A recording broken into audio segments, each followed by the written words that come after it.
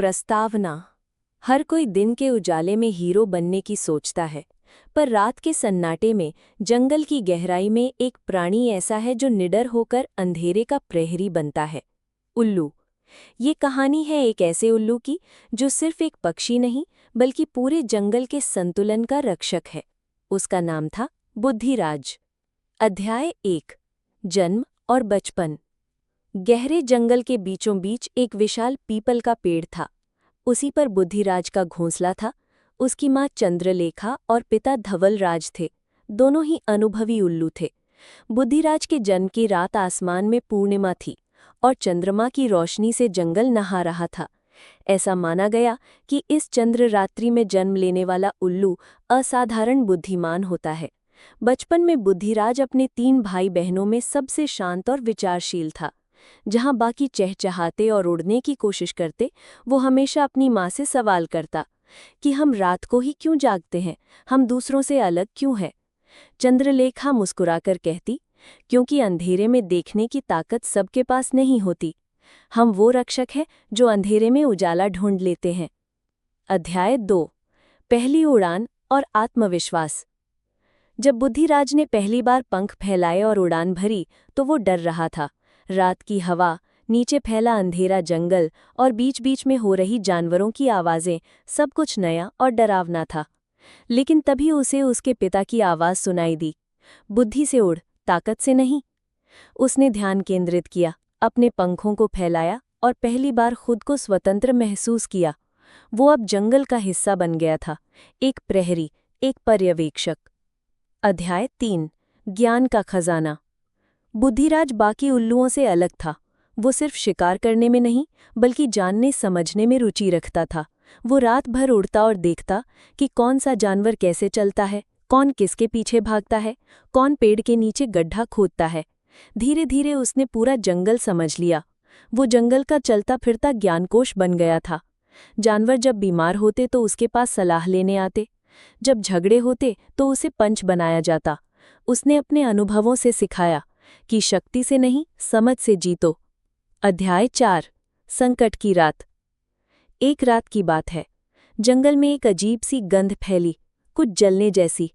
बुद्धिराज ने तुरंत उड़ान भरी और देखा कि जंगल के पास इंसानों की बस्ती से आग फैलती आ रही थी। सूखी पत्तियां और तेज हवा से आग तेजी से जंगल की ओर बढ़ रही थी। जानवर इधर उधर भागने लगे। कोई समझ नहीं पा रहा था कि कहाँ जाएं। बुद्धिराज ने तुरंत पेड़ों पर बैठे दूसरे उल्लुओं को बुलाया। उन्होंने मिलकर हवा की दिशा पहचानी और पूरे जंगल में संदेश फैलाया कि दक्षिण दिशा की ओर चलो, वहीं नदी है, वहीं बचाव मिलेगा। उसकी योजना काम आई। हजारों जानवर नदी की ओर भागे और सुरक्षित रहे। अध्याय 5। जंगल का नायक।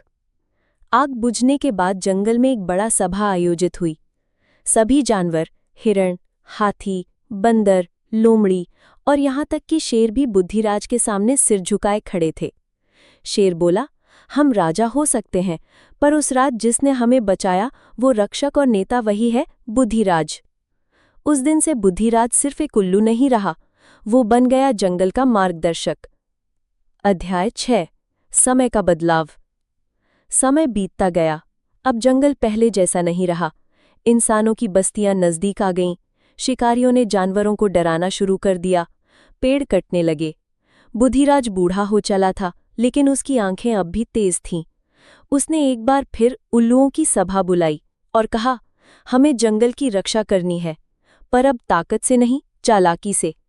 हमें जानवरों को छिपने की कला सिखानी होगी, रास्ते बताने होंगे, इंसानों से समझदारी से निपटना होगा। उन्होंने जंगल में रात्रि प्रहरी योजना शुरू की। हर उल्लू एक क्षेत्र की निगरानी करता और खतरे के संकेत मिलते ही बाकी जानवरों को सचेत करता। इस योजना ने जंगल को काफी हद तक सुरक्षित रखा। अध्याय 7। अंतिम उड़ान। एक रात जब चांद फिर से पूर्ण था, बुद्धिराज ने आसमान की ओर देखा।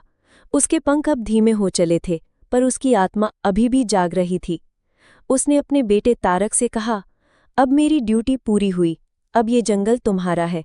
याद रखो, अंधेरे में उड़ने वाला ही असली रक्षक होता है।